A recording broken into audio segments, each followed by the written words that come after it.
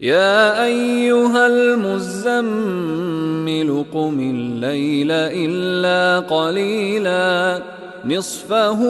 أو انقص منه قليلا أو زد عليه ورتل القرآن ترتيلا إنا سنلقي عليك قولا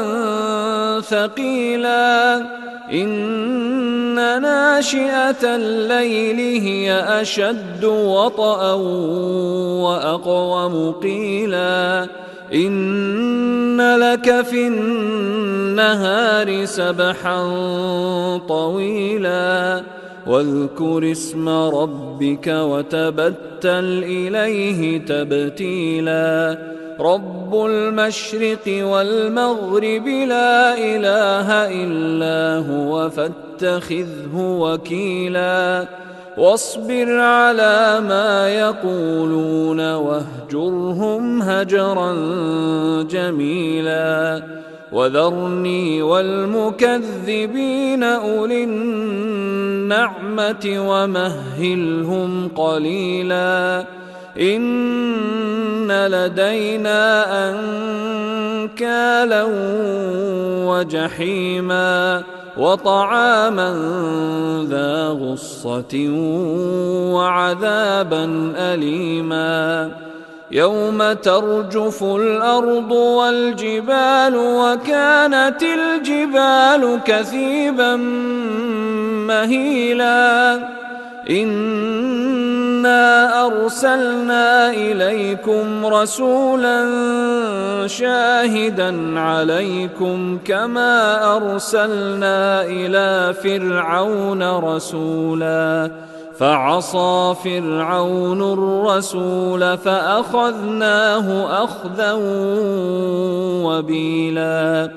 فكيف تتقون إن كفرتم يوما يجعل الولدان شيبا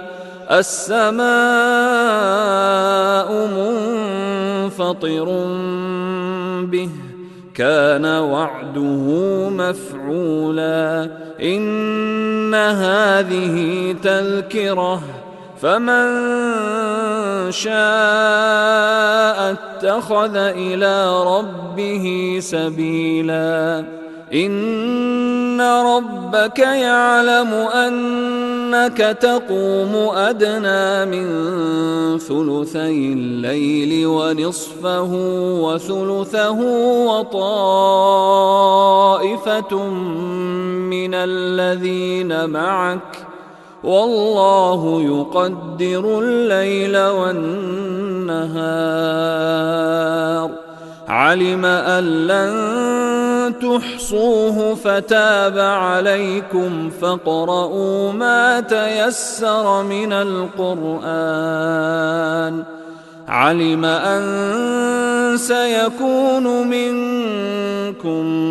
مرضى وآخرون يضربون في الأرض يبتغون من فضل الله وآخرون يقاتلون في سبيل الله فاقرؤوا ما تيسر منه وأقيموا الصلاة وآتوا الزكاة وأقرضوا الله قرضا حسنا وما تقدموا لأنفسكم من خير تجدوه عند الله هو خيرا وأعظم أجرا واستغفروا الله إن الله غفور رحيم